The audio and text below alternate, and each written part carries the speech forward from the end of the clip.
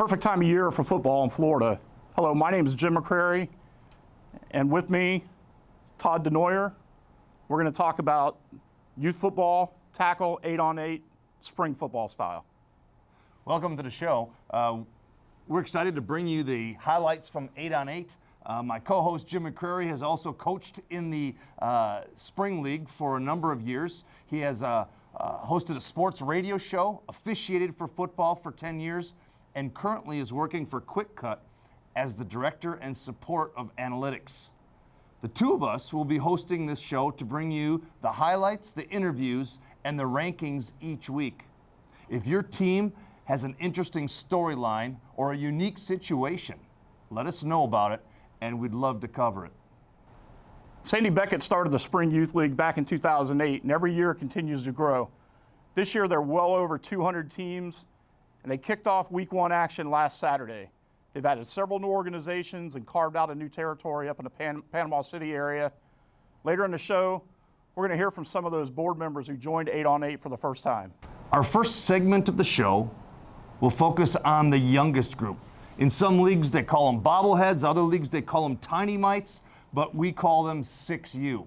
There are 22 teams throughout the state at the 6U level, and here are some of the highlights. And what's nice about starting at the age of 6 years old and younger is that these kids are learning life skills, teamwork skills, already at a very young age.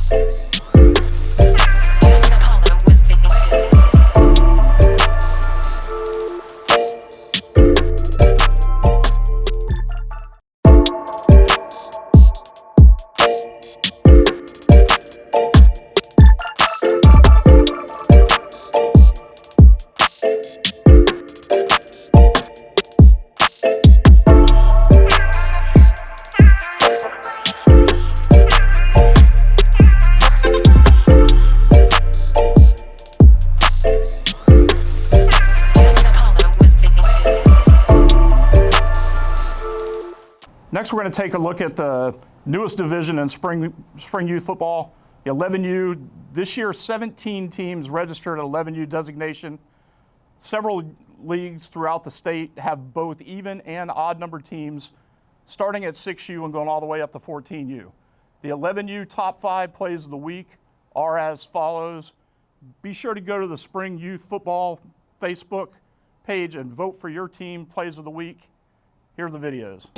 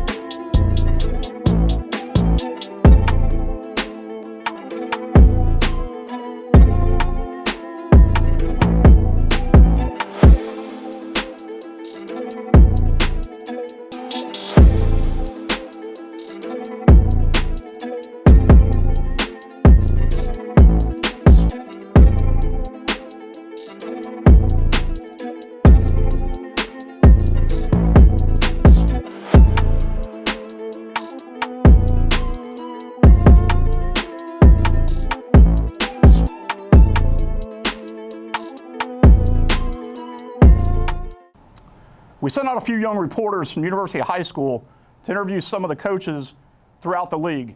Here's what they had to say about coaching in spring football. Best part about coaching spring football is getting a chance to get as many kids as you can from your fall team out there, improve on stuff that they needed improvement from the fall, and get them ready for the new season that'll be coming up shortly after this one.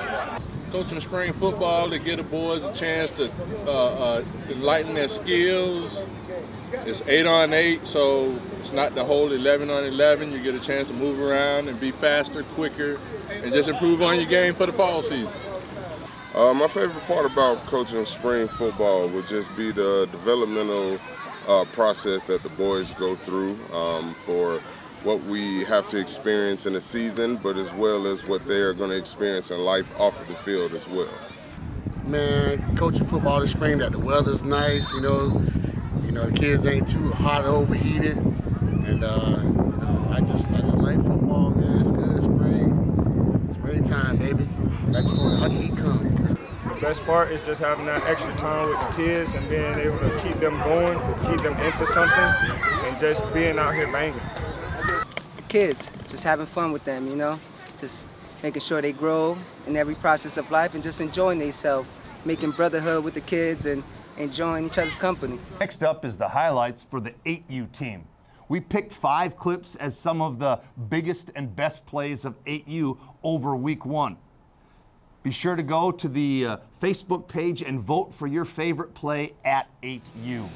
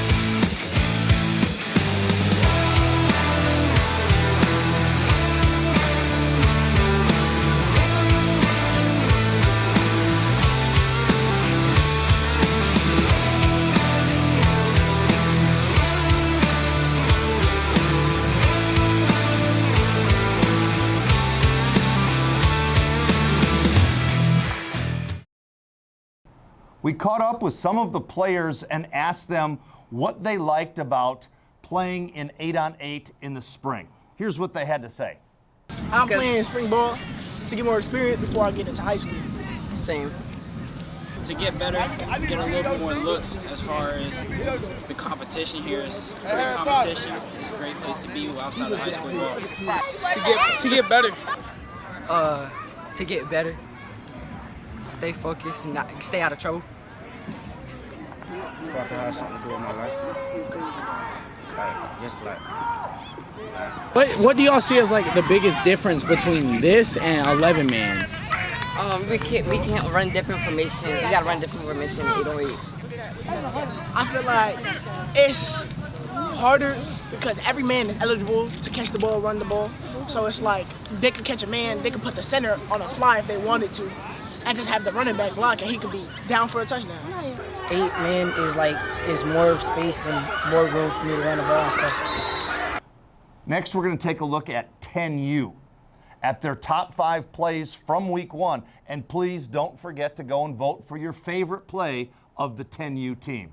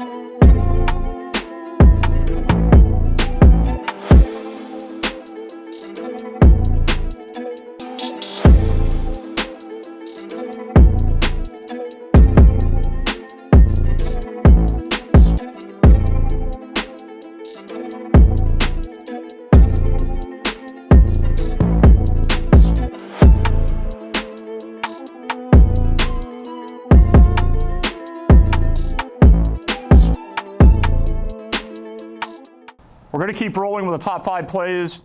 This time, 12U. Don't forget to vote for your favorite team plays of the week.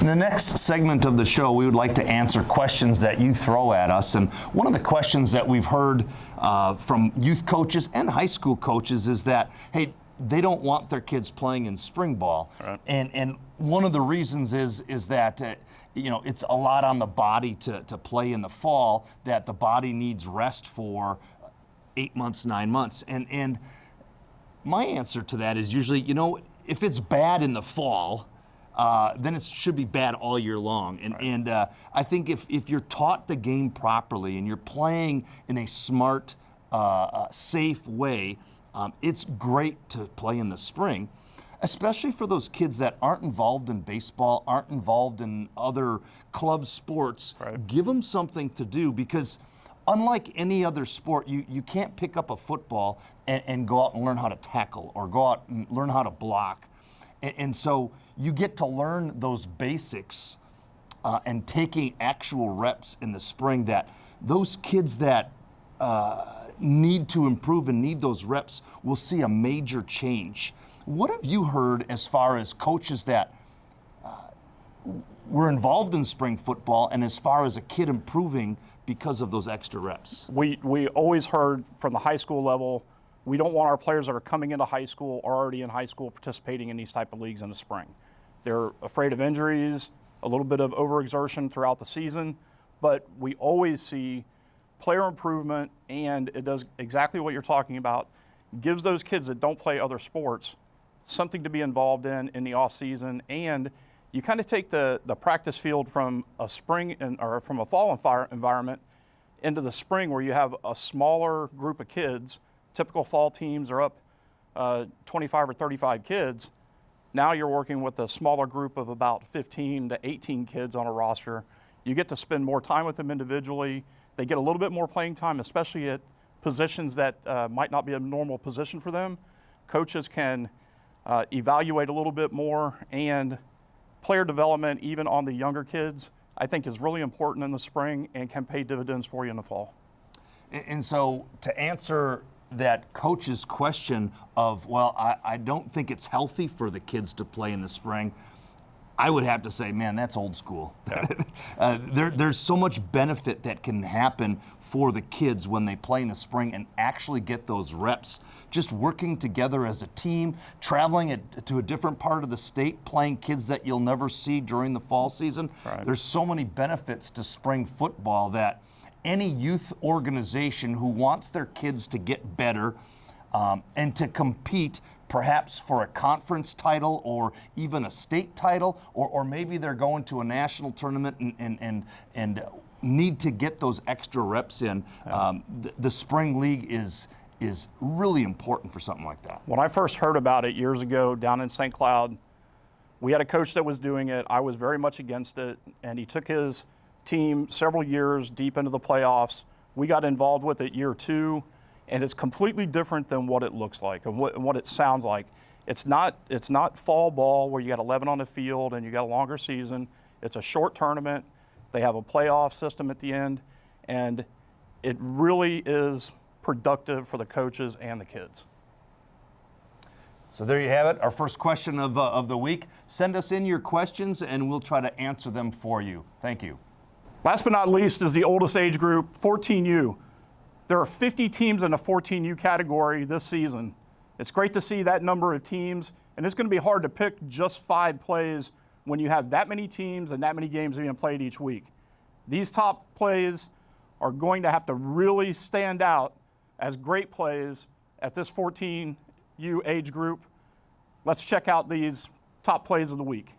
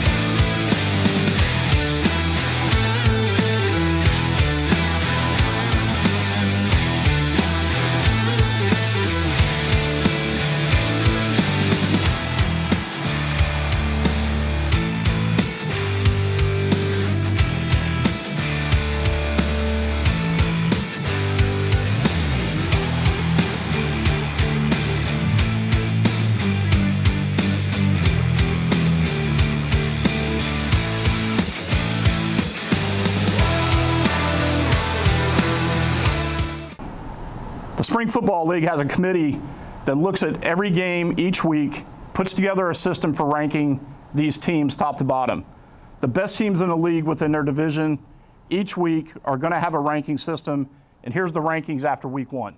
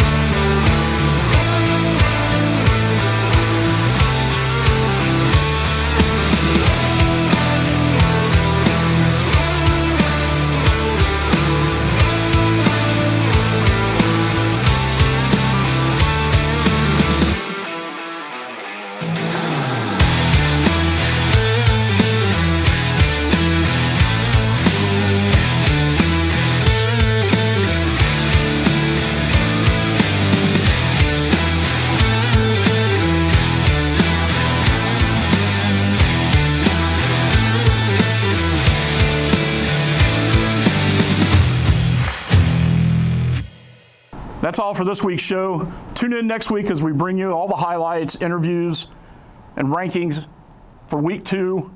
Don't forget to get out and vote for your team, vote for your plays. We'll announce the winners next week on the show.